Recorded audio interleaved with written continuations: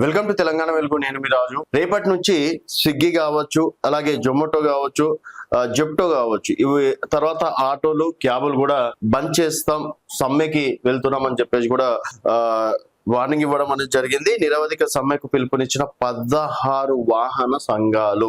దాని గల కారణాలు ఏంటనేది చూసుకున్నట్టయితే, రేవంత్ ప్రభుత్వాన్ని ముద్దు నిద్ర నుంచి తట్టి లేపడానికి తమంతా రాష్ట్ర వ్యాప్తంగా నిరవధిక సమ్మెకు దిగుతున్నట్లు ప్రకటించిన వాహన డెలివరీ సంఘాల జేసీ నేతలు. Auto, cab, lorry, Ola, Rapido, Uber, Swiggy, Zomato, Zepto, తర్వాత ఇన్స్టామార్ట్ తదితర డెలివరీ సేవలన్నీ బంద్ చేస్తామని తెలిపిన జేసీ, ఇప్పటి వరకు చాలా సార్లు తమ సమస్యలపై ప్రభుత్వానికి విజ్ఞప్తి చేసిన ప్రయోజనం లేదని ఆవేదన.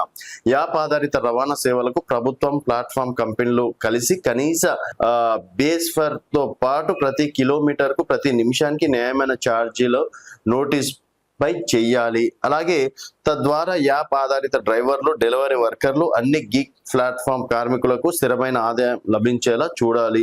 తెలంగాణ గిగ్ ప్లాట్ఫామ్ వర్కర్లు రూల్స్ ని వెంటనే నోటిఫై చేసి వెల్ఫేర్ బోర్డుకు తక్షణమే ఏర్పాటు చెయ్యాలి. సో ఇవి ప్రధానంగా డిమాండ్ చేస్తున్నారు.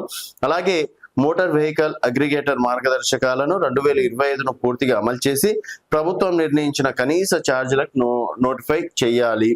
మోటార్ వెహికల్ చట్టం 1988, మోటార్ వెహికల్ అగ్రిగేటర్ మార్గదర్శకాలు 2025 ప్రకారం కమర్షియల్ రిజిస్ట్రేషన్ ను మార్చకుండా ప్రైవేట్, నాన్ కమర్షియల్ ద్విచక్ర, త్రిచక్ర, అలాగే 4 చక్రాల వాహనాలను యాప్ ఆధారిత ప్రయాణికులు లేదా సరుకు రవాణా సేవలను ఉపయోగించడాన్ని నిషేధించాలని ప్రధానంగా డిమాండ్ చేసిన వాహన సంఘాలు. సో ఇప్పటి నుంచి కాదు, దాదాపుగా సంవత్సరం నుంచి కూడా ప్రభుత్వానికి సమ్మె చేస్తామని చెప్పడం, తర్వాత ప్రభుత్వంలో ఉన్నటువంటి కీలక నేతలు వారితోటి సర్ది చెప్పడం, 1-2 రోజులు కూడా మధ్యలో సమ్మె చేశారు. ఇప్పుడు మాత్రం మా డిమాండ్స్ నెరవేర్చే వరకు ఇక్కడ నుంచి కదలము, అప్పటి వరకు స్విగ్గీలు కావచ్చు, జొమాటోలు కావచ్చు, ఏవి కూడా నడవదు.